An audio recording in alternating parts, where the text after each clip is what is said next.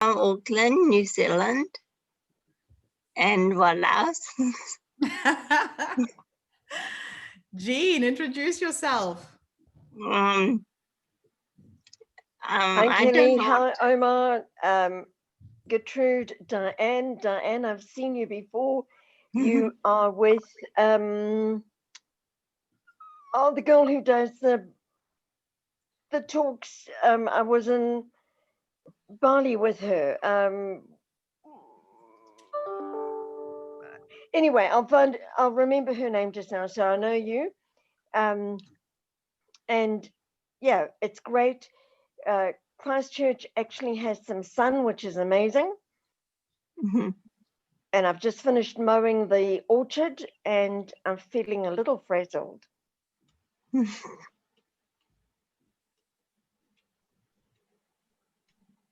Oh, well, if you can hear me now, I'm Di.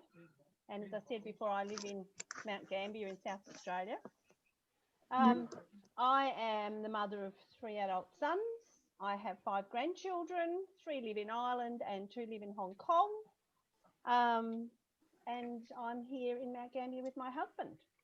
Nice. Just starting a business of my own, life skills coaching for kids 6 to 12 years of age. Nice. So that's me.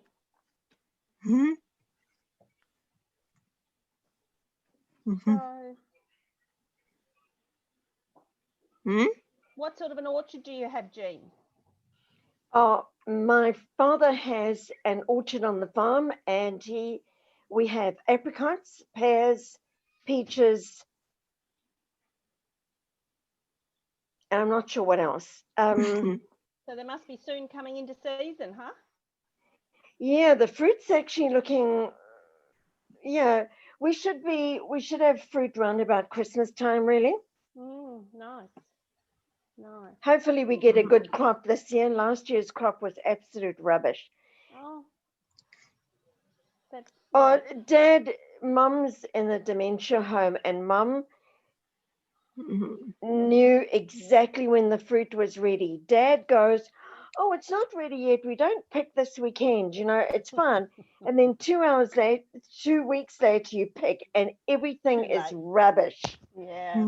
Or the birds. Do the birds get to the fruit? Oh, trust me. We helped Dad put up nets, and the birds just thought, "You're kidding us. You want to do what?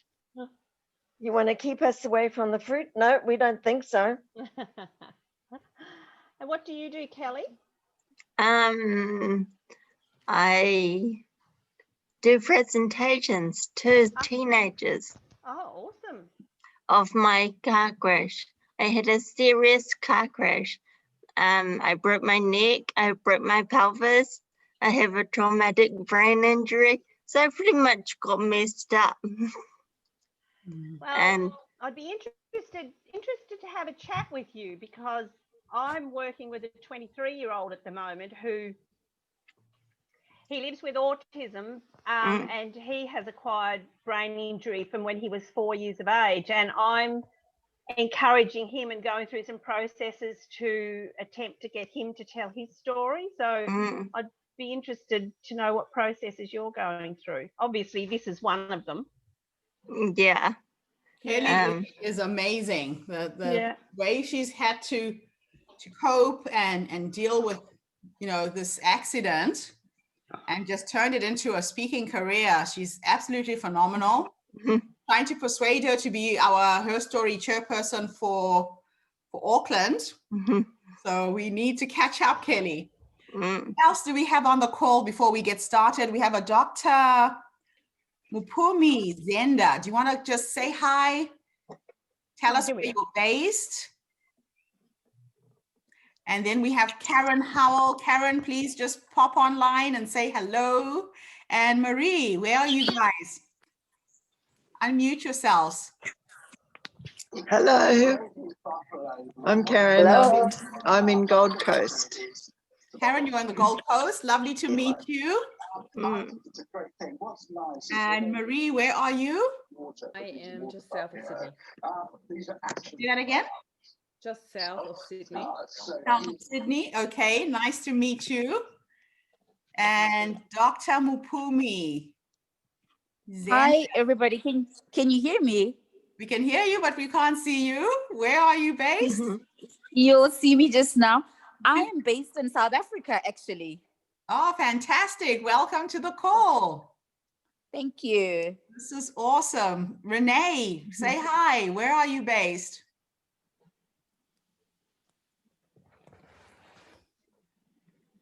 I can see a lady by the name of Renee.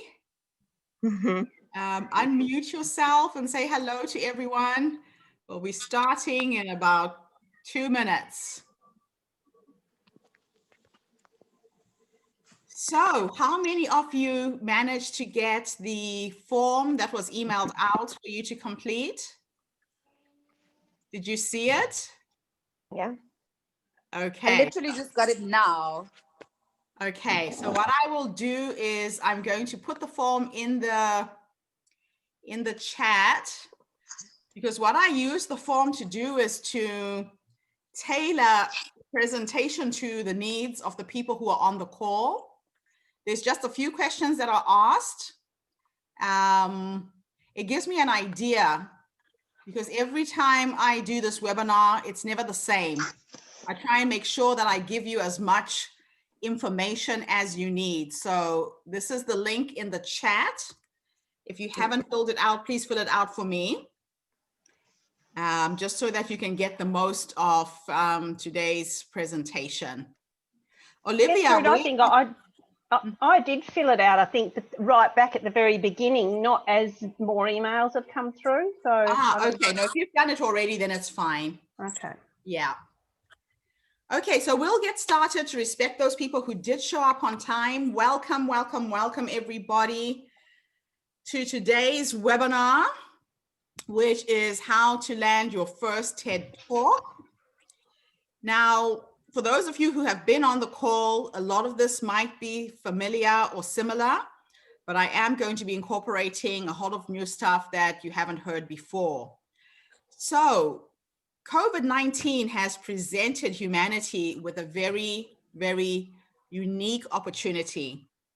The Chinese write the word crisis using these two symbols. One stands for danger, the other one stands for opportunity. There is a magical, magical opportunity for people who have voices, who have stories, who have a message to share right now.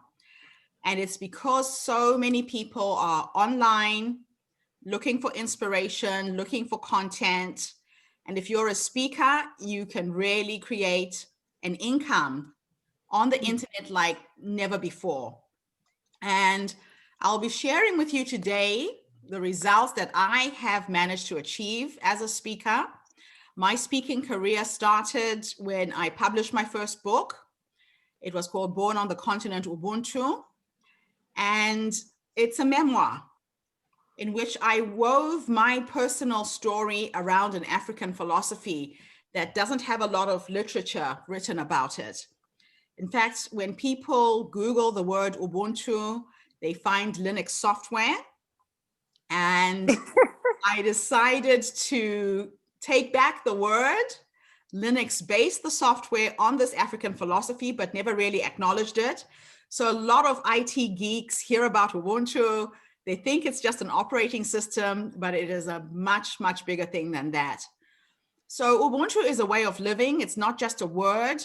Literally translated, Ubuntu ngamuntu ngabantu says, a person is a person through other people. It is how African people explain the condition of being human. We believe that there is no you, there is no me, there is only we. And so I wove my personal story into the philosophy, and I described all of the amazing people that I have met through my travels as I have gone around the world. I was born in Zimbabwe. I moved to the UK when I was 3 years old with my parents. Went back to Rhodesia soon after before we had independence. Couldn't quite finish my high school because my dad lost his job, so I had to quit school when I was 17. Then I moved to London when I was 19. As soon as I got there, I got pregnant, had to stop going to college. and found this magical opportunity to become an actress in Norway and traveled throughout Europe while I was pregnant, acting in a play about Nelson Mandela. I then went back to Zimbabwe, got married, 3 beautiful kids later. And this book was written in 2004. And I wrote the book as a way to raise money to support the orphaned children in my family. So COVID is my second pandemic. I lived in Zimbabwe at a time where what we are observing right now on the news is something very familiar to me. By the time I was 17, I started to see my high school friends dying, family, friends. HIV and AIDS impacted on me in a very big way. My grandmother had 11 children. She had 34 grandchildren. 19 of my first cousins died of HIV-related diseases, including my youngest brother. So we had 49 orphaned kids on my side of the family and another 40 on my ex-husband's side. I'm going to ask all of you guys to mute because I can hear some background noise. So Kelly and Maria. And so I wanted to find a way to make some money that I could send back home to Zimbabwe to pay for school fees for the orphaned children in my immediate family. And I would sell this book. I self-published it. And I would sell the book in Rotary clubs, Lions clubs. I would look for any social networking group that needed a guest speaker and go and speak for free. Before I knew it, these people started passing my name to events planners. Then the next thing I knew, I'm being paid to speak. And then the magic happened when I got an opportunity to do my first TED Talk here in Wellington. The ex-mayor of Wellington had heard about my work. She heard about the foundation that I had created. I was sponsoring 580 children through the selling of this book. I created a foundation in Zimbabwe, and my book was then launched by the mayor of Wellington in the mayor's chambers. And when Wellington City Council had its first TED event, I was one of the first TED speakers here in Wellington. And that absolutely changed my life. The reason why I encourage people to get on TED is because once your videos get on the TED.com website, you are no longer speaking to 100 people in a room. Even if you're invited to speak at a TED event and there's 5 people in the room, take that opportunity, because once your video goes on the TED.com website, you are speaking to millions. And that is exactly what happened to me. I started being found by people and getting paid the most ridiculous amounts of money to speak for an hour. I was found by a family called the Rooneys in Pittsburgh, USA. If anybody knows a football team called the Steelers in the United States, these billionaires own the football team. And Mrs. Rooney was a professor in a private university in Pittsburgh. And when she retired, she created a position called the Rooney International Scholar. And they would bring in philosophers, poets, writers from all over the world to bring the world to these rich American kids. I was paid $10,000 a month to lecture 2 hours a week. I was given a fully furnished house. I was given a car. And it was one of the most fascinating work experiences I've ever had. I actually finished publishing my second book while I was there. And my book morphed from being a personal memoir into an academic text, because there's not a lot of literature written about Ubuntu. And I'm one of the few African female authors who has taken this on, and the magic unraveled from there. I started lecturing in social anthropology. When people found out my skills, the degrees that I had, I was doing lectures in international business. I started lecturing in oral history, sustainable technology in the engineering department. They literally had me lecturing in every single faculty at that university. And it opened up so many doors for me. And so I'm telling you this so that you can start thinking about your idea worth spreading. I just want you to type in the chat if you are already clear on an idea. If you've got a title, just type it in the chat so that I can give you some feedback quickly. If you could all just participate. This is going to be a webinar where I'm going to be getting your input as well.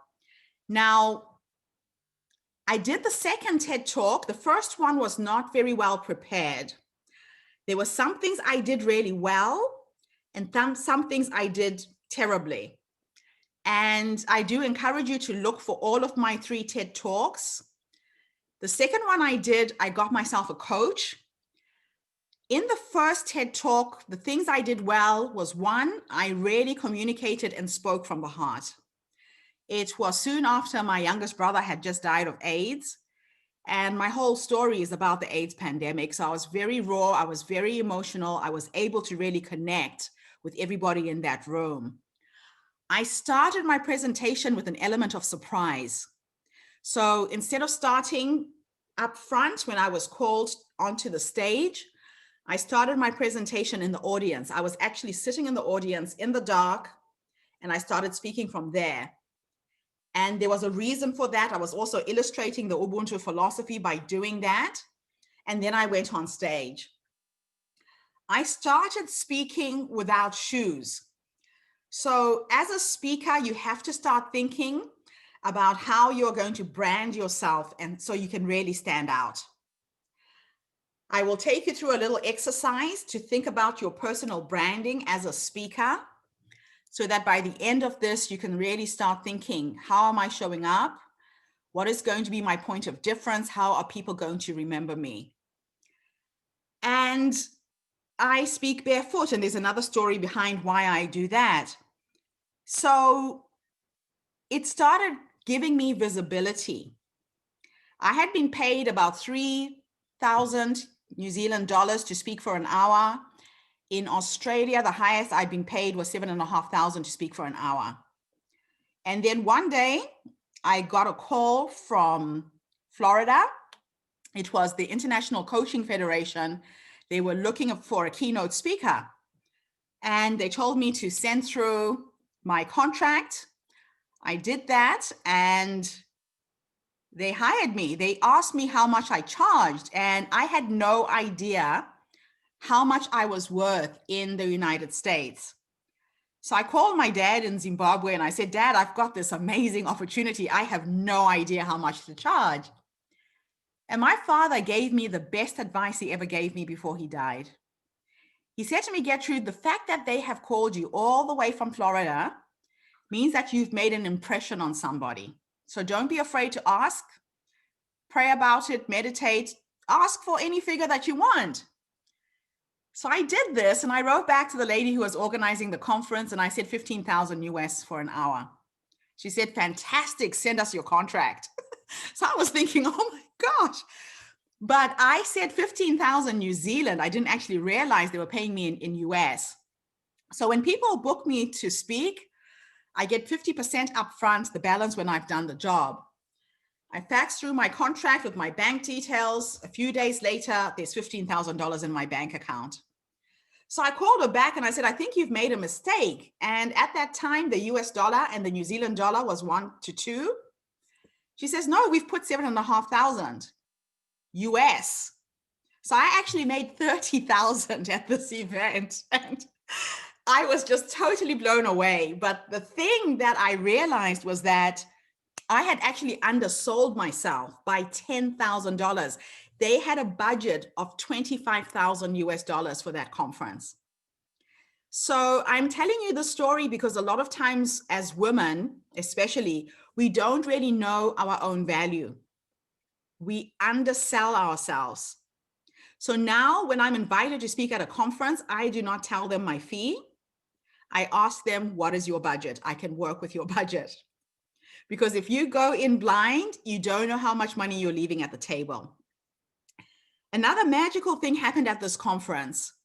As a speaker, you need to start curating how much you are converting a room.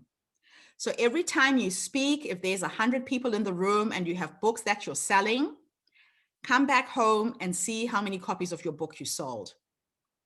If you are not selling 60, 70, 80%, there's something in your speech that is lacking.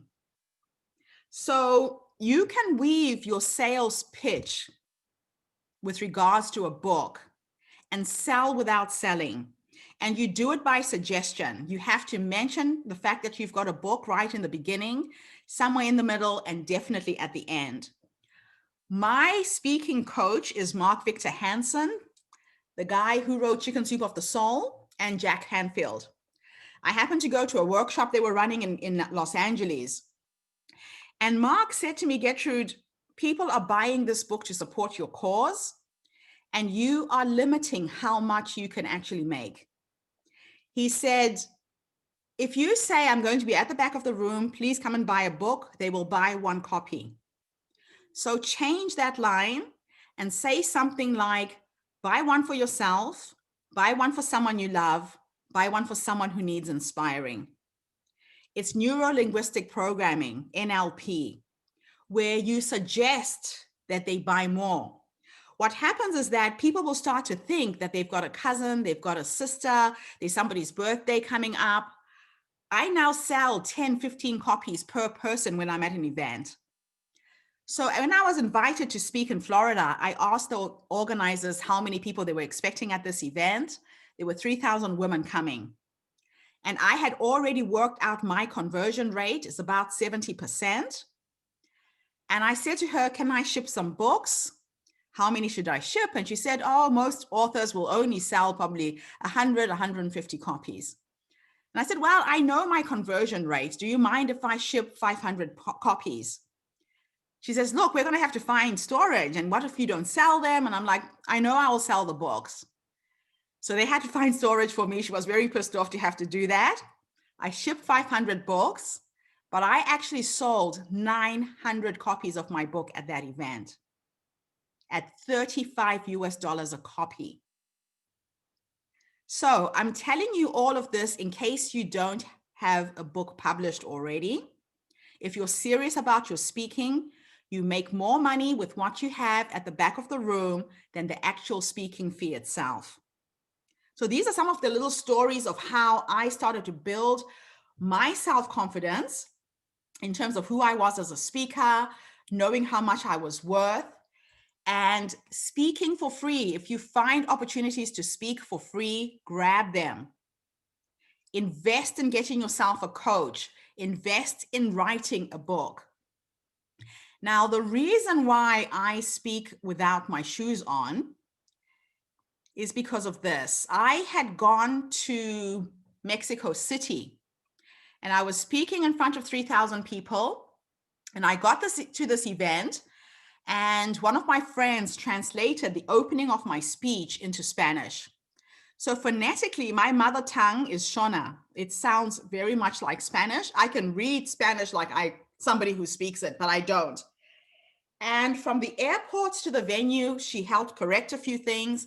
I got up in front of 3,000 people, started to speak open in Spanish, and then the PowerPoint and my computer failed to connect. Do not rely on gadgets, people. When you're preparing a TED Talk, do it as if you're not going to have PowerPoint in front of you. In fact, if you look now on TED.com, most speakers, if they have a PowerPoint, it just has pictures or diagrams. People aren't speaking to PowerPoint anymore. So make sure that when you're preparing, you memorize your speech, you're delivering it, and you're speaking from the heart. So a couple of things happened at this event. I'm standing in front of all these people thinking, oh my gosh, what am I going to do? And I closed my eyes and I asked for guidance. And the guidance I got was to take off my high heel shoes and speak from the heart. And I delivered one of the most amazing presentations. I spaced out, I got out of my head and dropped straight into my heart. And I remember I was selling books at the end of this presentation, and people were buying the books. And this one man came up to me and he said, you touched me. I never cry. Do you mind if I hug you? And he put his arms around me and I zapped him. There was like an electrical charge, almost like static. And he was a very hairy guy.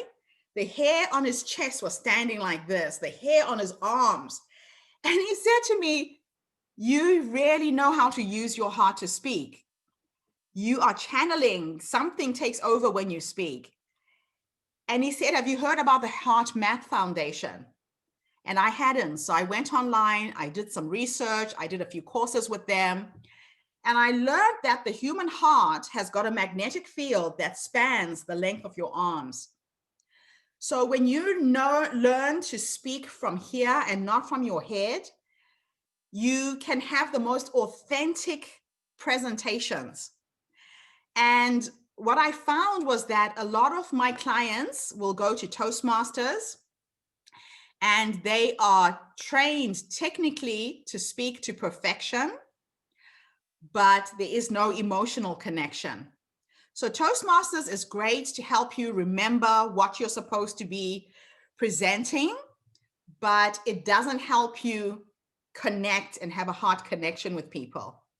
So when you learn to speak from the heart, it transcends gender, race, sexuality. You can communicate and get through to every single person who's in the room. And that's part of what I do with my coaching. My coaching is called Speaking from the Heart. And I help people to try and memorize their speeches as much as possible. But when you deliver straight from the heart.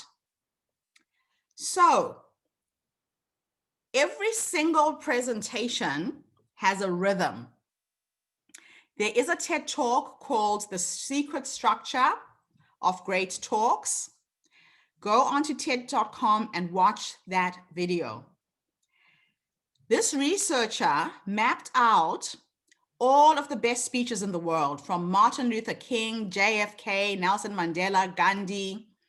And she found that there is a rhythm that the best orators use to communicate when telling a story.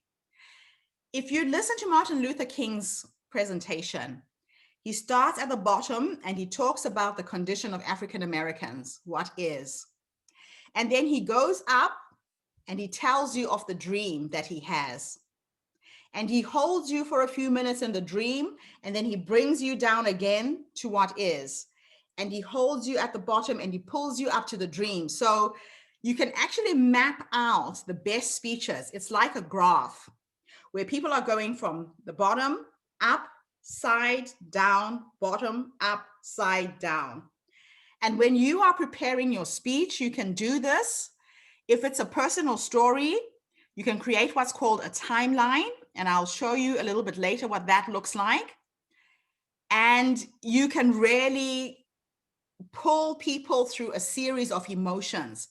They say that if you want to really know that you have gotten through to people, you have to either make them laugh, you have to make them cry, you have to make them feel something. If you can't make people feel who you are or what it is you're talking about, you will fall flat in whatever presentation you're giving. So I got myself this coach, and he started pointing out the things I had done wrong in my first presentation. If you are an author and you're trying to get on TED, don't ever mention that you have written a book. It'll come off as if you're trying to sell your book. It's very salesy. Share the message that's in the book. And if you inspire people enough, they will find the book and buy it. So don't ever mention your book. The other thing I failed to do in my first presentation, the TED byline or tagline is ideas worth spreading. So they are looking for people who have interesting ideas that other people can catch on and implement. So I didn't have what's called a call to action at the end of my speech. And a call to action is when you say to people, when you go home, do 1, 2, 3 things to implement this idea. So you need to give people a call to action at the end of your presentation.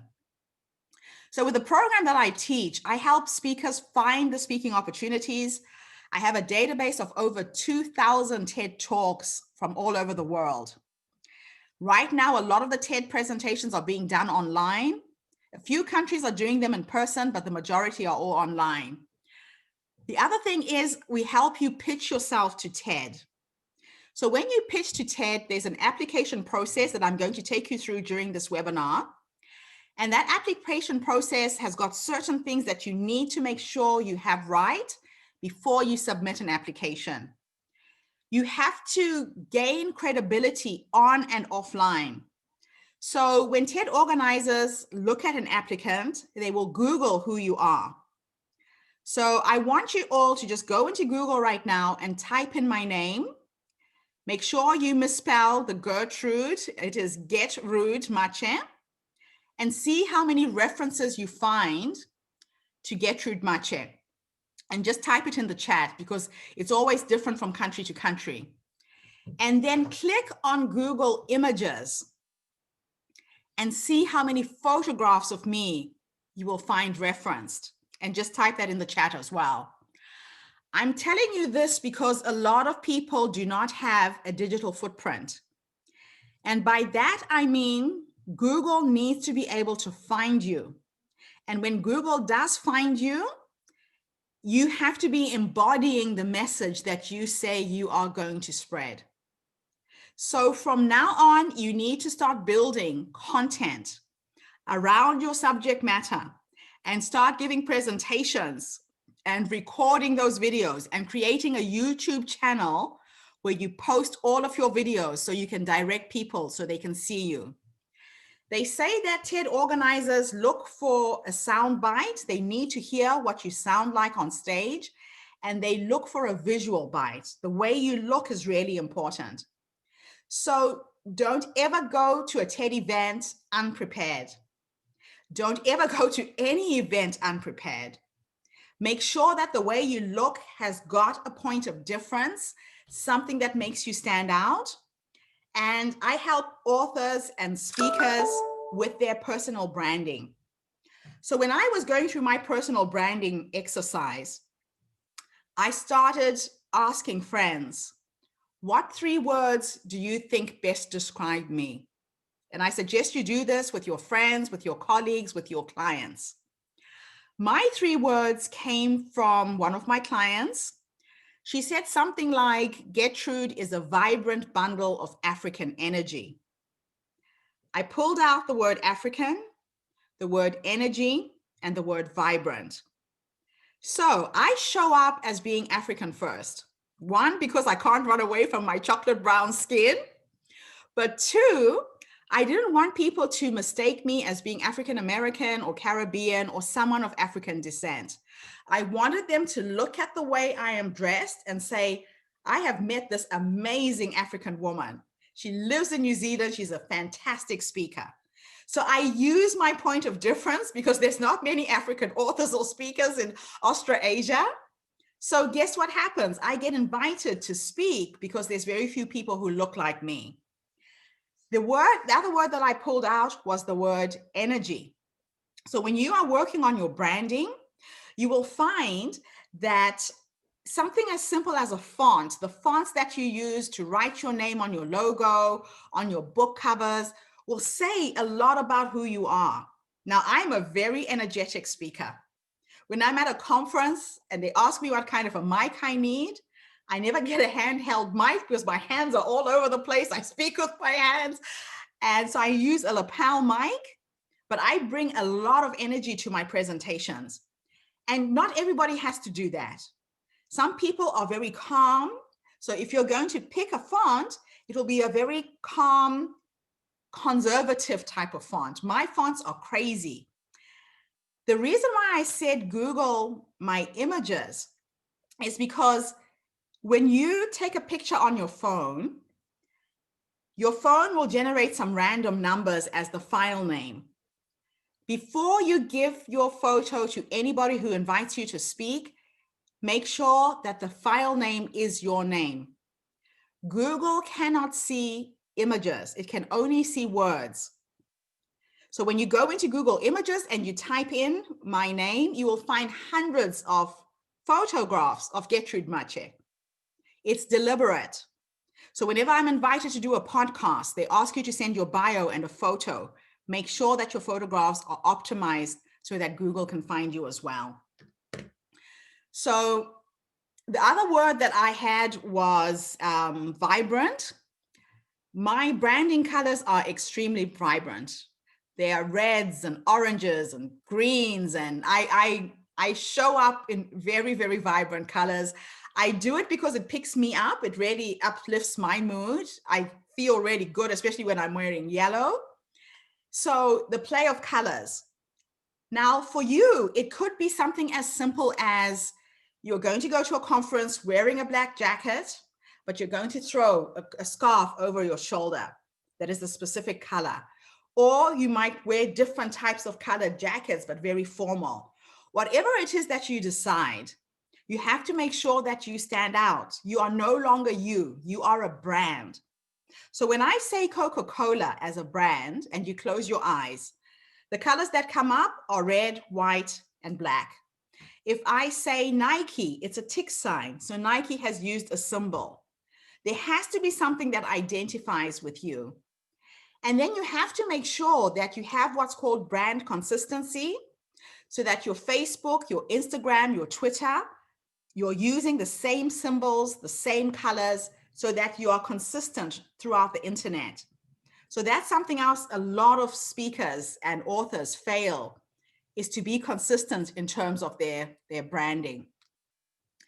So imagine a year from now, you have created an amazing speaking business and your annual salary is now your monthly salary. And you are giving presentations all over the world, which is very, very possible right now because everybody is doing things online. And you're creating a 6-7 figure business. What I want to share with you today is how I've done it for myself and how you can do it for you as well. So we're going to have a lot of fun. We will be stopping at certain points so that you guys can ask me questions. But let's start with the very first thing when you are creating a speech. Who is your avatar? Who is your target market for your content? Are all of you clear of who that is? Can you type that in the chat for me? If you haven't thought about it, I'll share how I found my avatar. I used to just want to coach women of all ages, all shapes and sizes, until I met an Australian woman by the name of Tuva Vine. Tuva was 57 years old, had gone through a divorce, sold everything she owned, packed a suitcase, and went to live in China to speak English. When I met her, she just wanted to write one book, but I could see a possibility of 3 books in this woman. She was from Holland, so her English was not very good. So we offered to ghostwrite her book for her. And we wrote the first book. It was called TIC, T-I-C, which stood for This is China. And in the first book, we captured the first year of her life in China, the culture shock, everything was going wrong. So when you're in China and things don't work out the way you want them to, the locals say to you, tick, this is China, get over it. So that was the title of her first book. Her second book was called MAD, M-A-D. So we kept using acronyms for the series of these 3 books. And MAD was the next 10 years of her life. It stood for Making a Difference. And she started sponsoring little girls in orphanages throughout Southeast Asia. She started paying for school fees. She created a foundation and she traveled all over Southeast Asia doing this. So it was now her philanthropic work and what she had done in the next 10 years. The third book we wrote was called GAP, G-A-P, and GAP stood for Get a Purpose. And with GAP, she's created a coaching program focused on women over the age of 50 who had gone through a separation, a divorce, who were widowed, who wanted to go to China to teach English. And she would mentor and coach these women to come to China and do that. So Tuva created a very exquisite brand. At the end of the first book, we had the book cover of book number 2, At the end of book number 2, we had the book cover of book number 3. So they say that it's easier for you to sell to people who you have sold to before than trying to find new clients all the time. So literally everybody who bought the first book, bought the second, bought the third. Why am I telling you about Tuva? What I found out about her is I love working with women over the age of 50. They are decisive.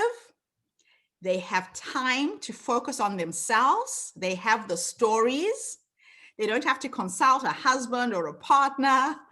Whereas the younger women still have to consult. The younger women have got little kids to look after. So when we schedule a coaching session and a child gets sick, they don't show up. So you have to be very accommodating and stuff like that. So when I started marketing and using Facebook ads, the narrower your target market, the more you're going to hit the mark. Now, because Facebook is connected to Instagram, I'm now attracting the younger women. And I know, Marie, you must have seen my ad on Instagram. Am I right? Yes. So a lot of my demographic are on Facebook. So I only put ads on Facebook and they trickle out to Instagram and the younger demographic come. The other thing that I found is that my women over the age of 50 bring their daughters and they bring their granddaughters and their nieces because they're so inspired with working with me. I'm telling you this because when you start writing your speech, make sure that you're writing it to your target market. They say that there is a 33% rule to everything you will ever do in business, whether you're trying to sell something or trying to connect with people. 33% of people will absolutely adore you. They will love you. They will buy anything you sell.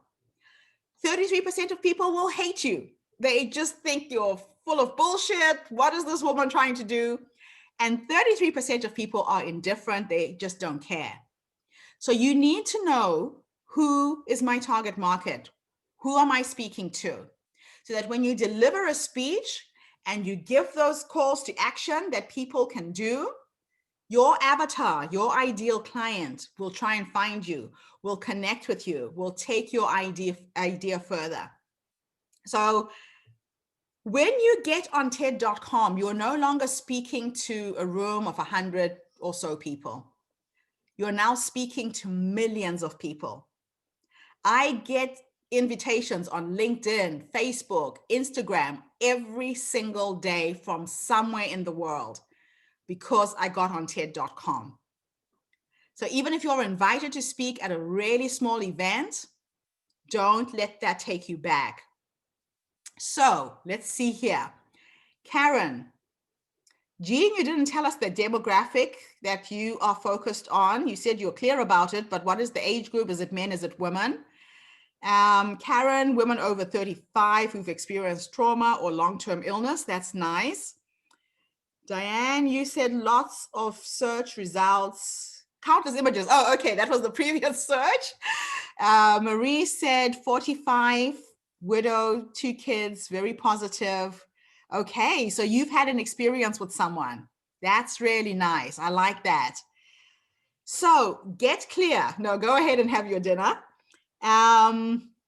Parents between 30 and 50 years who faced a trauma and do not feel that they have the skills to navigate the emotional. Okay, that's really nice.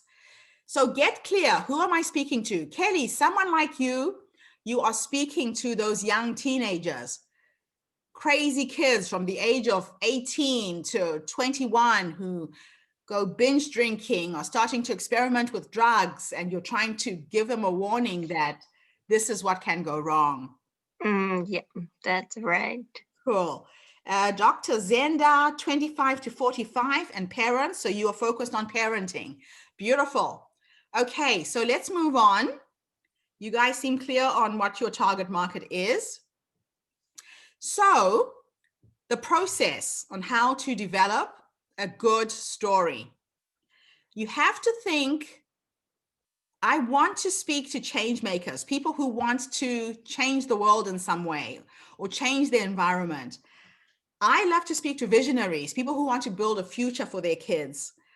I love to speak to tribal leaders, people who are trying to identify and grow their own tribes. But I'm really passionate about speaking to social entrepreneurs. So that's people who want to make money so they can make a difference in the world. Those are my ideal avatars. So I'm going to jump a few slides and let's now go into the application process for TED. And I'm going to email you my TED application document so that you can have something to use as a basis to create your own. They ask you, of course, all the basic things, your name, your age. They will ask for your online presence. They want to see your website, your Facebook, your Instagram, your Twitter. If you are not active on any of those platforms, do not give them the link. So if you have a Facebook profile and you haven't posted something in the last year, don't give that to them. Show them a platform where you're engaging with people, where people are responding and you're getting some kind of a response. So when they invite TED speakers onto their platforms, that's one of the criteria. What is this person already doing? Who's already following them? So make sure that you only share the online presence where you're active. They will ask you for your company or your organization. If you don't own a company or a business of your own, include companies that you've worked with in the past. So I was speaking for Rotary clubs and Lions clubs and Probus clubs. List everything. If you've done some volunteer work for any organizations, put that down so they can see how broad a spectrum you've been engaged in. They'll ask you for a photograph. I suggest that you send them a Google Drive link with several photos. So remember how I said that TED organizers need a sound bite and a visual bite? If you send them one picture and it doesn't quite fit into the theme of their event, you could just be turned down by the way you look. So I have a Google Drive with several professionally taken photographs of me, and I just send them the link to the drive and they can pick a picture themselves. And make sure that every single picture, as I said, is optimized and it has your file name. They want videos of all of your speaking. So give them as much as possible. And if you don't have videos already, start looking for free speaking events. Hand your phone to the person who's in the front seat, ask them to record you speaking, post that onto your YouTube channel, Facebook, and start creating video content so people can see you speaking. They'll ask for your address, your email, your phone number, your occupation. They'll ask for your bio. Give them a bio that's about 250 words. I always prepare 3 bios. One is 50 words, one is 250, the other one is 450. So different TED events will ask for different length bios, and make sure that if it's 50 words, you're really encapsulating the essence of who you are as well. And make sure that you get help if you don't know how to write a good bio. The next question on the TED application website is, what is your proposed idea? Again, this is short. It's just a paragraph synthesizing what it is you're going to be talking about in your speech. So make sure it's succinct, it's to the point, and it highlights what people are going to get. The next question is, why does this idea matter to you and why are you passionate about it? So I've always said that Ubuntu is not a word, it's a way of being, it's a way of living, it's a philosophy that I'm very passionate about sharing so that other people in the world could learn to live the way that Africans live. Ubuntu is about being very present to people. In South Africa, when we greet, we say Sabona, and it means I see you, but it's not the seeing of sight, it's an acknowledgement of the other person's humanity. In Africa, you will never stand next to a stranger and not say hello or strike a conversation. And when I moved out of Africa into the Western world, I found that there is a lot of loneliness in the West. There isn't a sense of community. I've lived in this street for the last 20 years, and until COVID happened, I did not know a single person in my street. People mind their own businesses. In Africa, I grew up in a street where I knew the grandparents, the great-grandparents by name. You knew everybody who lived in your street. There was a sense of community. And that's not here in the Western world. So that's why I'm so passionate about spreading Ubuntu. I'm wanting other people to know that there's a different way of being, a different way of living. And it's all about empathy. It's about connection. It's about collaboration. So get really clear and synthesize why you're so passionate about this idea. The next thing they'll ask is, how is this a new idea? My idea is not new. Ubuntu is an ancient African philosophy. It goes back centuries. And I said that. What is new about the way I'm presenting Ubuntu is that I am bringing it to mainstream societies. I'm taking African knowledge and sharing it with the world. That's what's new about it. And also the fact that most people think that Ubuntu is Linux operating system alone. They don't realize that the operating system was based on this African philosophy. And it was a misappropriation of our culture. It was never acknowledged where the word came from. So a lot of geeks find me on YouTube looking for Linux operating system, and they find me explaining what Ubuntu is really all about. So I'm really passionate about that as well. They'll then ask you for the proposed title of your idea. Now, a title is extremely important. The title of a presentation is something like the title of a book. So I normally recommend to speakers to go onto Amazon's website, type in the keywords that describe the content of your presentation, and see what books have been written. See how those authors put together their titles. Go onto the TED.com website and do the same thing. And look at what other speakers have talked about in the past around your subject matter. And then find ways of putting together the right words. You don't want to make the title very long, no more than 9-10 words. It has to be succinct. It has to be to the point. So my first TED Talk is called Born on the Continent Ubuntu. And it is the title of my first book. When I got a coach, my second TED Talk is called Ubuntu 2.0, Humanity's Operating System. So I went back to IT jargon and presented it as if I was talking about software. So it's very different. It's very quirky. I have an author that I absolutely adore. His name is Seth Godin. If you have never heard about him, please Google Seth Godin. Seth Godin uses what's called disruptive marketing.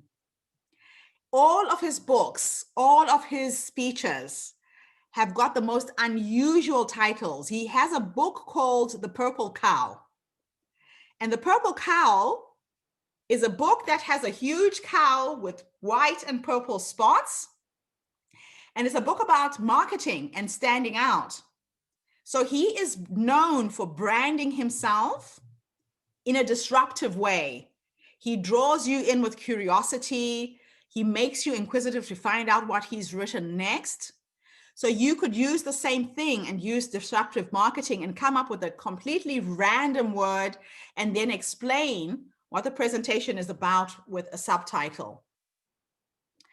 Okay, so that's all to do with titles. And you can also look for quotes. Kelly, I know you're really good at collecting all kinds of quotes. So you could find a quote that you really like and adapt it or use it as it is for your speech title as well. They will then ask you to outline your talk. And they ask what is in the beginning, what's in the middle, and what's at the end. Now, with every single speech or presentation, there is what's called the arch of a story. And it's a 3-part arch where you have an act 1, act 2, and an act 3. So if you're doing a 15-minute presentation, in the beginning is your setup, where you're introducing your concept, you're introducing your idea for the first 5 minutes. You then take people in the middle of the speech, would be the confrontation, the things that have happened to get you to that point. If you're telling a story, if you have developed a methodology that you want to teach or you want to share, that's the time to do it. And then the last part of your presentation is called the resolution. And in the resolution is where you should have your call to action.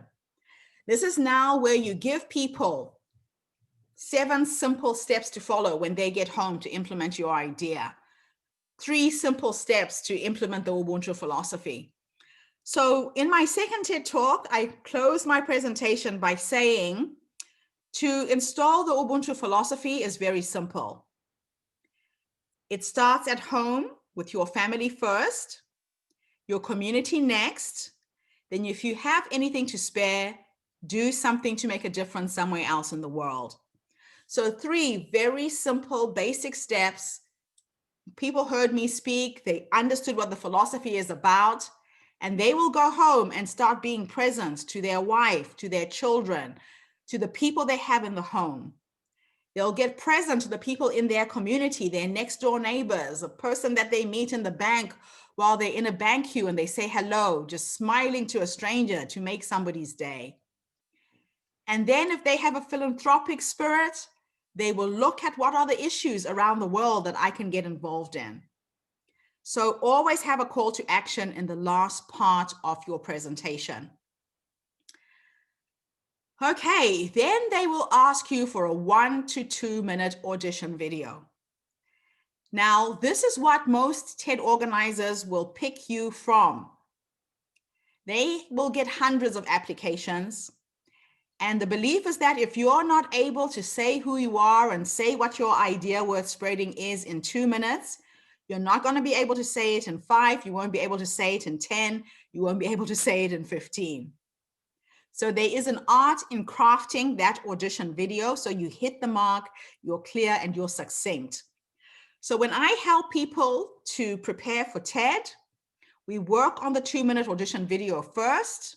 We help you pitch that. We then work on a 5-minute presentation, a 10-minute presentation, and a 15-minute presentation. You never speak beyond 18 minutes if you want your video to get onto the TED.com website. So I prepare people not to speak over that. If you're doing an 18-minute presentation, you prepare a 15-minute speech. Because when you're delivering in a room full of people, you have to pause, you have to get the audience's reaction. If people laugh, you have to be prepared and factor in those pauses. If you do a full 15-minute presentation and go in and speak, you might go over the 18. So always pull it back and always be prepared with a speech that is 5, 10, 15 minutes, because some TED events only have slots that are shorter. So you can tell the TED organizers, I can present in 5 minutes, 10 minutes, or 15. It actually heightens your opportunity to get onto their platform. The next question is, what are the implications of your idea? Put another way, what will or will not happen if people do not know about your idea? How will it impact the world? What is the call to action? So this is now when you have to really dig deep as to the implication of people not hearing about you. For me, I believe Ubuntu is a way of solving most of the world's problems. My grandmother used to say that humanity is like an organism. So if you cut your finger and you start to bleed, your white blood cells will rush to that point to heal it. And that's how we should be responding to each other in the world. So that if the 7 billion people on this planet hear that there's an earthquake in Haiti and we each give $1 to Haiti, we can restore a country in a day. But most human beings are living in a sense of not enoughness and me and not we. So that's why I think that if I could help a lot of people understand this philosophy, we can change the world. So you need to have conviction when you answer that question. They'll ask you the next question, how has this nominee impacted the world? This is now where you have to list all of the things you have ever done in your life. Wherever you have volunteered, presentations you've given, books you've written. I even write that I brought into this world 3 amazing human beings. I list my children. I talk about their ages. Every philanthropic thing I have ever done in my life, I write it down. Next question, why are you the right person to speak on this topic? I say that because I'm African, this is an African philosophy, I am an authority on Ubuntu because it's a way of living. It is how I grew up. It's something that I understand like the back of my hand.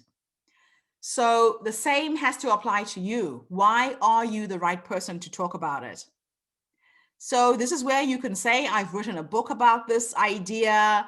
I have given 500 presentations about it. You need to be able to quantify why you are the expert in this field. Next question. And for you, Kelly, you could say, I experienced an accident, ended up with brain damage, and I want to help other people who've gone through a similar experience to recover. So you can even draw on your personal experience to explain why you're that person who should be speaking on that thing. The next question is, what do you want the audience's initial takeaway to be? Or how will your talk impact the audience? My answer to that was, I want the audience to realize that the human race is an organism. I want people to feel empowered to practice empathy and compassion on a daily basis for the survival of our race. And I also feel that hope about humanity's ability to redeem itself, and that empathy is a superpower that every single human being possesses, but most people don't know how to use it. They'll ask you about the important areas of your life, your childhood town, your family's location, your frequent travel spots, your college town, wherever you graduated in college. So list those. It shows how broad you have traveled or places you've been. They also ask for one fun fact about you. Now, this is again where you can make yourself memorable.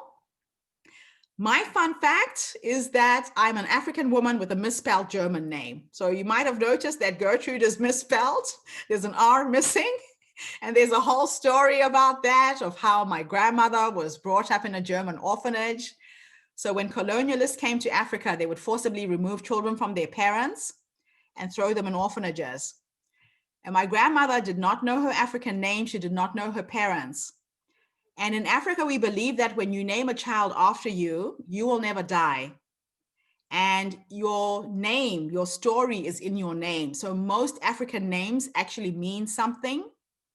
So I've kept my name misspelled deliberately because my grandmother, when she turned 6 and she learned to read and write the English language, she dropped the R in Gertrude as an act of defiance. She decided to get rude, to piss off the nuns. And she says they would beat her until she was black and blue, and she refused to change it back. So I get to talk about my grandmother every single day, explaining why I have this misspelled name. Again, it's different. People remember me because of the name. It's a great conversation starter. So think of a fun fact. Now, all of you, type in one fun fact about you so I can have a bit of water.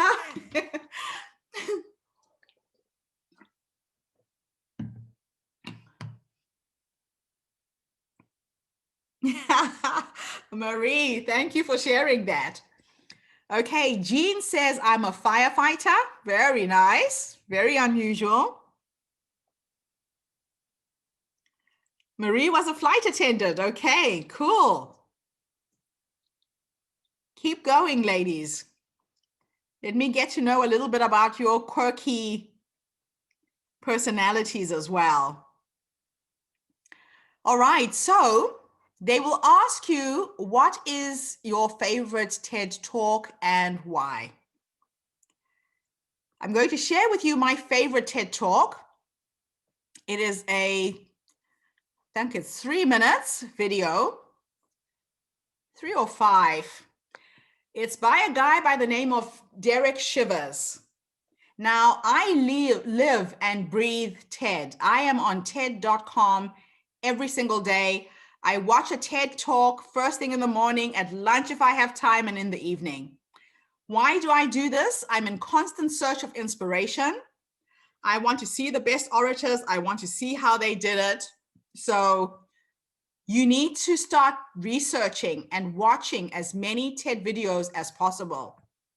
Now, this TED Talk changed my life. It helped me actually start a movement of my own. It's called How to Start, and I'll just play it for you and you can see what has been done in 5 minutes.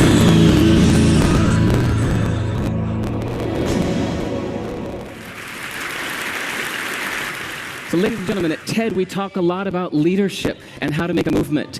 So let's watch what happens, start to finish, in under 3 minutes, and dissect some lessons from it. First, of course, a leader needs the guts to stand out and be ridiculed.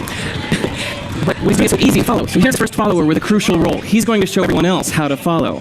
Now notice that the leader embraces him as an equal. So now it's not about the leader anymore, it's about them, plural. Now there he is calling to his friends. Now if you notice that the first follower is actually an underestimated form of leadership in itself. It takes guts to stand out like that. The first follower is what transforms a lone nut into a leader.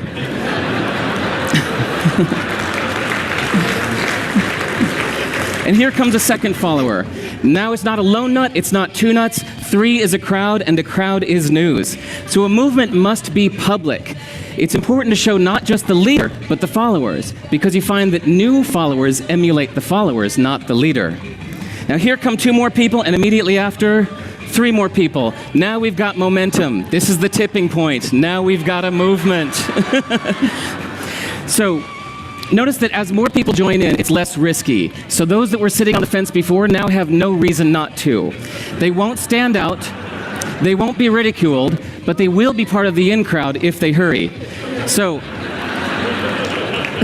over the next minute, you'll see all of the those that prefer to stick with the crowd, because eventually they would be ridiculed for not joining in. And that's how you make a movement.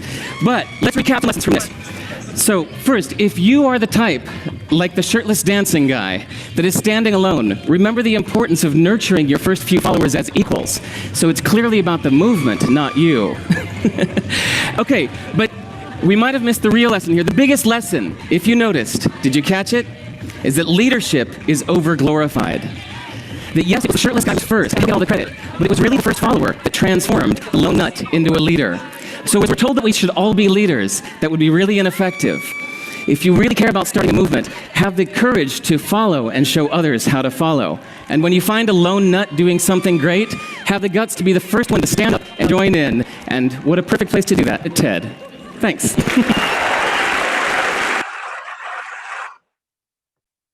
So that is a 5-minute TED Talk, and he said a lot, right? In just 5 minutes.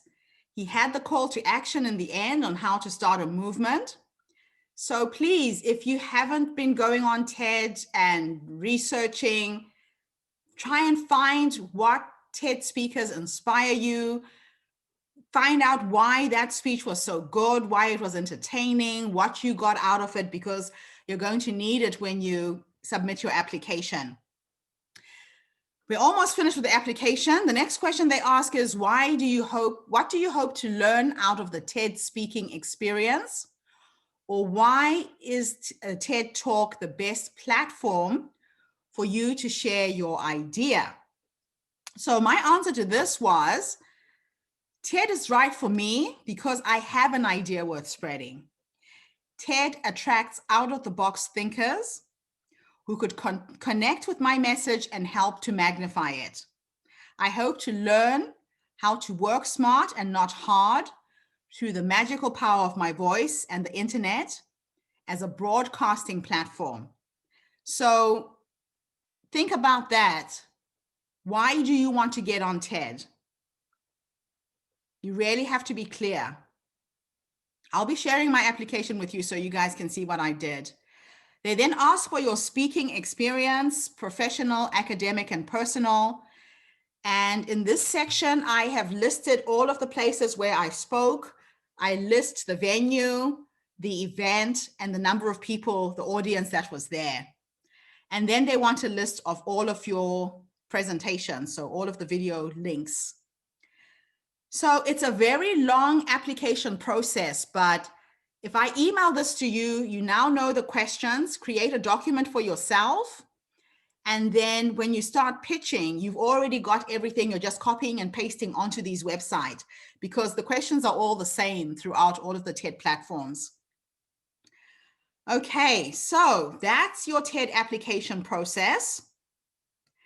And now let's unmute for a minute. And I need some feedback from you guys in terms of what is the biggest take home that you have got so far. You might have some questions, you might have some comments. Let's just unmute and just one by one, give me some feedback while I rest my voice for a minute. I love, if you don't mind me starting. Yes, sure. I love all the structure, you know, like I have been looking at doing a TEDx talk for a while, and I'd really love to chat to you about the actual real difference between a TEDx and TED and why you would do one over the other, but not right now. But I've been looking into that, and that's how I think I must have come across your ad, because when you look for something, you know, they bring on everything that comes around it. So I absolutely love, you had me at Ubuntu, because that is a word that a very, very close South African friend has introduced me to. Okay. I already texted her while I was online with you saying, like, you need to meet this woman. I know your next career move. So I love that there is so much for everyone out there, and to really, you've given me so much to think about and so much structure in terms of, that's your responding, so much structure in terms of where to even start and what questions I need to answer for myself. And I've realized how many questions I've actually already answered anyway for myself, but also others that I really need to think about. And it was really super helpful. And I love that a lot of people just sell in their webinars, and you obviously have got something to sell and to offer, but you give so much to think about, to then be prepared for whatever you have to offer. So that is my feedback, and I absolutely loved it. So I'm really grateful that I came, despite me having to have dinner while I'm watching you. Sorry for that. Oh, thank you. Well, I try and make sure that, you know, people who come to my webinars, even if you don't sign up to be a client, I've given you enough to go and implement. I am so passionate, especially about getting women on TED. It changes the whole game. Everything changes. Yeah. Thank you so much. I really appreciate it. Thank you. Karen, you've got your hand up. Go for it. I have, yes. Look, it's really made me realise that I need to get out there more before I start even looking at TED Talks, because I don't have a presence. I have a practice, but I don't have a presence out there. So I've got to get a website up and going. I've got to get my Facebook going, and I need to start talking, volunteering at groups and things like that, and get out there before I even consider this, I think. The most important thing, Karen, is videos. Forget about the website. You can put up an easy blog. The main thing is to start curating the video content so people can see you in action. Yes, and get some photographs of myself. Yes. I have one. So I'm going to have to get some done.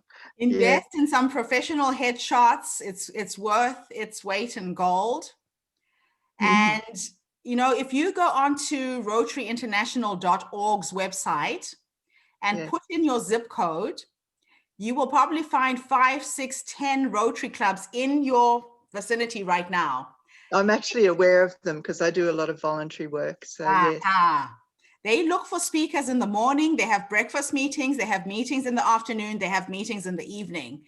I'm a Rotarian, and most Rotarians right now are doing things online as well because of COVID. So the speaking opportunities are there. You just have to look for them and start making yourself visible. I will do that starting tomorrow. Good. Fantastic. Okay. Renee. Hi. Hey. Introduce yourself, because you came in, we didn't really know where you're based. Yeah, I didn't really actually get much information. Well, I tried to look for information, but I couldn't really find everything that I needed to fill out. So I'm sorry about that. I've started filling it all out, and I've copied and pasted it just in case I lose it all. So I'll get that back to you after. But my story is a little bit unique. I've lived a little bit of a colourful life. I've kind of grown up in and out of foster care. I've been married, divorced. I lost my 2 kids to my ex-husband, who's twice my age. And I guess my point of view in life is to try to get women to try to find their voice, and that it's okay and you can kind of get somewhere, as well as the fact I want to build a arts, music, and kind of economic kind of school, something for ecology, and social structure for people with disabilities. So yeah, I guess my problem is finding my own voice. So that's why I'm here. Okay. Well, thank you. Yeah, it's amazing what happens as a woman when you find your voice. This is why I'm so passionate about coaching women, because it affects the relationship you have with the man that you're with. It affects your relationships with people at work. It affects your relationships with your children and the ripple effect on your children as well. Exactly. You know, I know that by my being such a strong, powerful, confident woman. Leave the sling, baby. Leave the sling. You don't need it. It's exactly the same. My daughter is even 10 times better than me. I know that my sons have grown up in a house where they hear their mother speaking, standing her ground. They're very respectful to their partners. So the ripple effects of a woman having confidence is massive. Exactly. And I'm sorry to hear about your kids. You'll get them back. Okay. We're getting there with it, but hopefully next year we'll have a bit of a better outcome. Sadly, I've kind of been stuck in the whole the court system and just trying to kind of get forward when I kind of had absolutely nothing and had to rebuild everything twice afterwards. So yeah, it's basically a big motivation now to kind of try to get women to kind of get somewhere now in life, and give back a little bit, because I've been so helped by some amazing people, and I suppose, yeah, so my point is to basically just, yeah, be there for other people and help guide them. Fantastic. Yeah, you went through your struggle so you can become a teacher. Yes. There were things that you could have done that could have prevented it getting to this point. So just take that all on board and your babies will never forget who you are. That's what I'm hoping. Children never forget their mom. You're their mother till the day you die. You're one That's person right. that can never give up, you know? Yeah. Yeah. Good luck with that. Thank you. Okay, who else do we have? Come on, girls, give me some feedback. Can I go? Yes, sure. Hey. Hi, everybody. So my name is Mpumi Zenda, and oh my gosh, this is like just what I needed. In fact, I was just going through my emails this morning, and I saw this, and I thought, I was like, how did I get this email, this invite? I know that I had applied for the TED Fellowship before the pandemic started, and then they're like, no, it takes about 7 to 8 months before you hear anything from them. Yes. But nonetheless, I'm so grateful for this. In South Africa, it's like 10 o'clock in the morning. We are like rushing to get to church and all kinds of things. But I was like, I'm not missing this moment. I am an OB-GYN and a sexologist by work. And if you saw my something fun, I said I actually grew up hating being a girl, and then I ended up as an OB-GYN looking after all the girls. And for me, that has been literally my story, and what I talk about, or what I go on about, is the fact that particularly when it comes to things like feminism and things like that, it's great. We love the activism, but very often it always feels like we have fought for what the guys have. Some of the things that I get to experience in my practice, for example, is how hard women work, throughout between, the beginning of the month all the way to the end of the month. And I'm like, but you are a cyclical being. we should learn how to work smart with our bodies. When you're PMSing, nothing about work, like you want to be home, you want to be alone, you want to work from home. Things like, period leave are the things that I love. And then of course, the culture and attitude around, periods. A lot of us, that's why I said I hated being a girl. Things like periods, your parents would say to you, now you're you've come of age, close your legs, don't go there, dress like this, don't dress like that.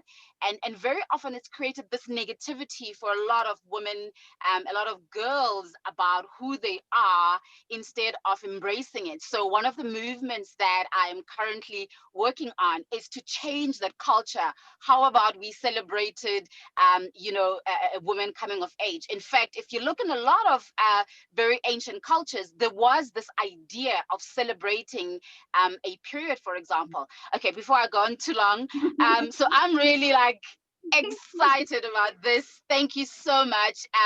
It sounds a bit daunting in terms of all the things you need to put together, but I'm so grateful that I'd actually started particularly with my Instagram page that's called Dr.Gynae. I started just doing these conversations about simple things, not anything, not too medical, but simple things like, why your vagina smells the way it does, why, for example, why do you get period pains, and simple things that women just want to know that they are okay, so that we can show up in the world and be the best of ourselves. Oh, beautiful. Thank you for sharing. We will connect. I'm trying to connect with more women in Africa. I'm going to offer all of you ladies an opportunity. I know, Maria, you have to go. I have a women speaking platform called HerStory. Please register to speak and get your first speaking opportunity. It's the HerStoryCircle.com. We are having a global conference on the 28th of November to the 13th of December. For 17 days, I am looking for 15 speakers a day. There'll be 255 women participating. First 2 days are in New Zealand. The next 7 are in Australia, 1 day in Vietnam, 3 days in the UK and Europe, and 3 days in the US. If anybody needs to go, you've got my email. Email me. The booking link is in that email. Schedule a time for us to catch up and talk, and then I can see how I can help you. I know, Marie, you have to go. Thank you for that. All right, so now let me explain to you how I help speakers and what it entails to work with me. We'll have about another 10 minutes before we go. I'm so sorry. I actually have to go. I'm sorry. Hi, Jean. You're already speaking at the conference. You've been through this before. See ya. I know that, but tonight was absolutely priceless in terms of structuring the talk. Thank you so much. Learned a lot, wrote lots of notes, and hopefully one of these days I'll be able to stand on stage and say, Gertrude showed me how to do this. Fantastic. We'll get there. Love you, ladies. Bye-bye. Bye. Bye. All right, so I'll share my screen. I have 3 speaking packages. Tell me if you can see my screen. Did that come up? Yep. No. No. Oh, share screen. Okay, something went wrong. I have a video course that is self-paced, and it cost $2,997. In this video course, there are 34 videos, 7 hours long, and it takes you through literally how do you get clear on what the idea is, get laser focus, how to synthesize your presentation, the catchy title, understanding what TED organizers are looking for, how to apply and secure the presentation, how to present, and then share your video once it goes online. It starts off with me doing a thorough audit of who you are, seeing what your digital footprint is, where you can improve. So I work with you in the beginning, and then you use the video course to do the rest. You email me your videos as you're practicing, and I give you feedback with video emails. My next package is $4,997. And in this package, you are getting me, coaching you, meeting with you every 2 weeks. I coach you in a group with 10 to 15 other women. And it is very, very intensive. But out of this one, you come out having published a book as well. So I throw in my book coaching at that level. And then my platinum package is where somebody comes to me and says to me, Gertrude, I want to turn my speaking career into the thing that I do for a living. Show me how to create a business where I'm getting 6 to 7 figures a year. That's called my Clear Path Consultancy Coaching. And I literally handhold you and help you manifest the dream that you want. All of my prices are in US dollars.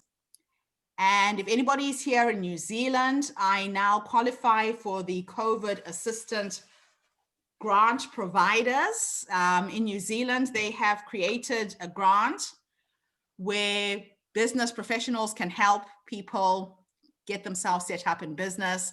I'm working with a grant writer in Australia. So if you're in Australia and you're trying to find funding to get yourself up and running, there is something similar in Australia. So I can put you in touch with a lady who's helping all of my Australian clients.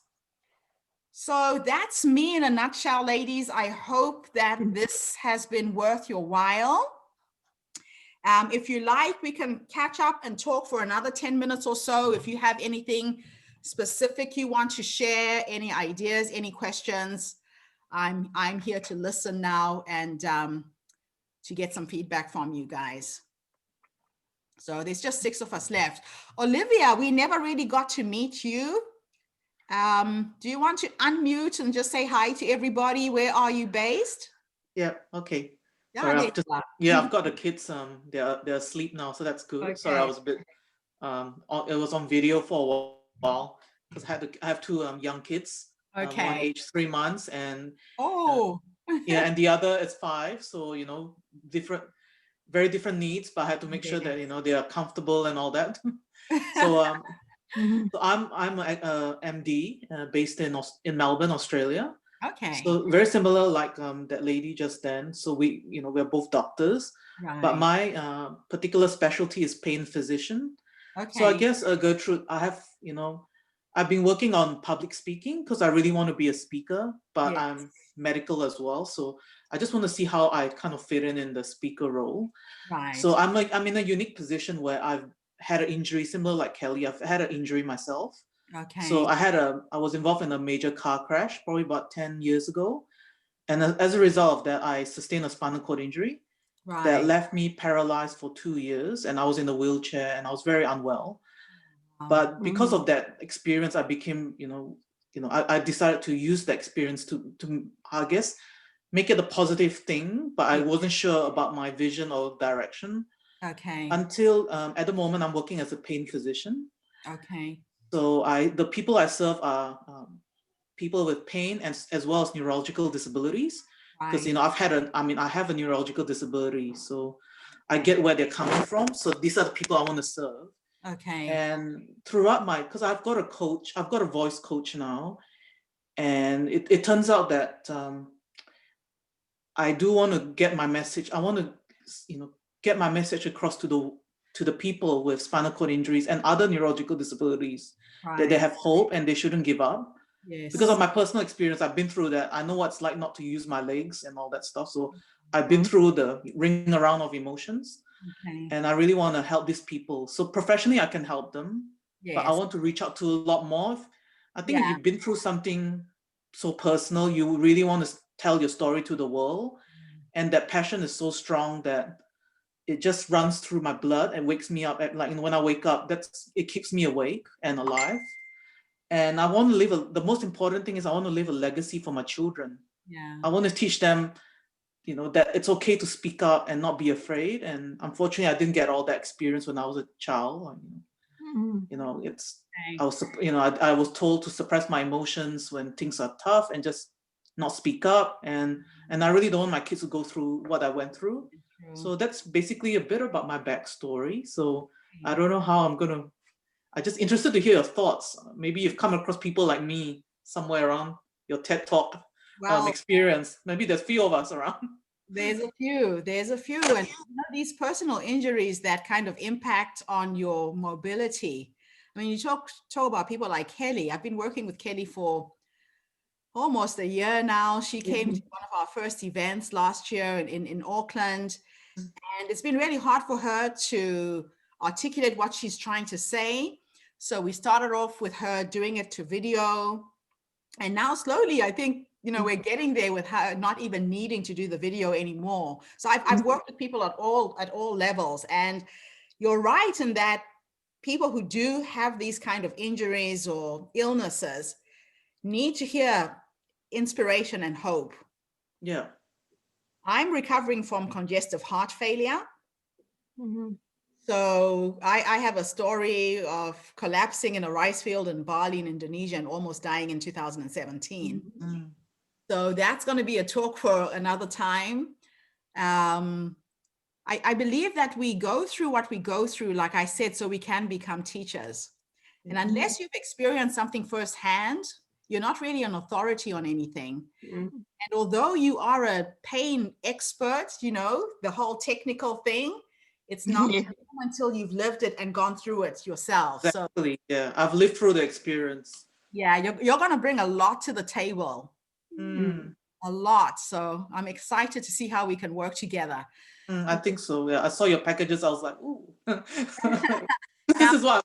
And my husband's so supportive. He's like, you should go for it. You should have done this ages ago. Like, well, then I had kids and all that, and work. Don't let the price of the packages be a limitation. There's always ways to pay, and I have some really creative ways to help people who inspire me. So don't let my price tags hold you back. Just book an appointment. Let's have a conversation, and yes, I will find a way. And I do that via email, is it? You send us a okay. I sent an email with my booking link. Yeah. So just schedule a 1-hour appointment, and we'll sit down and we'll work it out. All right. Thank you, Gertrude. Thank you. Fantastic. Thanks so much. All right, ladies. So if there is anything else, Diana, Renee, you good? Yeah. Can I just ask a question? You were talking about the grant that your the application or the availability of a grant in Australia. Yeah. I'm at the moment in the process of setting up my own business, and it's a life skills coaching for kids between the age of 6 and 12. I've worked with children for a lot of years, and 16 years, and I've just decided to go out on my own because I see a real need there. Okay. My story, I think I put in there, is I've been doing personal development for 30 odd years, and initially it was all about, for business and so forth. Okay. But our youngest son went missing in India 15 years ago, and I drew on all of that personal development to help us through that situation. And so I have a story to tell, and it's similar to the others, the similar of hope and did you ever find him, Diana? No, he's still missing. But that going through the deep as Kelly and Olivia, I can't say depression because I had the skills and I was able to learn the skills, and because of that, I'm so passionate about teaching the children. Yes. And they're not naturally getting them these days. Right. But also too, I think I have a story of endurance and resilience to help people understand that when these things happen, there is a way through, and we have the skills inside of us. Yeah. We just need to develop them and know what they are and how to use them. And from deep sadness, I had this vision. I didn't want to be an angry, unhappy old lady. And so I've always been very, happy and vibrant. And so I was able to turn that around purely and simply by programming myself. So that's what I would want to talk about in a TED Talk. Yes. So very nice. Yeah, so let me, I will connect you with the lady in question. We're actually planning to probably do a webinar together with all of my speakers community, you know, people who are trying to find alternative ways to be able to pay for things. New Zealand and Australian government are doing a lot of stuff to help right now. So let's tap into that. I know that in New Zealand, there's a 400 million grant just for COVID-19. Yeah. So Australia would be much bigger. So yeah. It's just being able to navigate that. Yes, that space. It's challenging. There's ways around it. We'll work it out. I will definitely put you on this, but just schedule a time so we can connect. Thank you. All right. Thank you so much. Renee, do you have anything else before we go? Kelly? No, that's pretty much it. Thank you very much for today. It's been very, very wonderful to actually get a bit of inspiration from yourself and all the other ladies. So thank you very much. Are you teaching music? I'm sitting kind of in my studio at the moment. So I do Ableton live music production, and I also do a lot of art stuff. Me and my partner are both pretty passionate about kind of more art therapy side of things. Obviously, that's a very long process to kind of get that certificate. So we're just starting where we're starting, and a studio to kind of eventually, hopefully, teach kids music. And even my own kids, they're pretty. One's autistic, so she loves coding and pressing buttons and all that stuff. So I've kind of found ways, hopefully, to reconnect with her down the track, and many other kids as well. And I find it's really good for people with disabilities as well. So really good for inspiring art. Yes. Well, thank you for that. Well, thank you, everybody. Have a fantastic evening. I will wait to hear from you. Really eager to work with you guys. We'll see what kind of magic we can create together. Thank you. All right. Thank you. Bye. Bye. Kelly, so I can catch up with you. I owe you. I told you that I wouldn't be calling today, and you didn't go to church. I'm so sorry. Has she gone?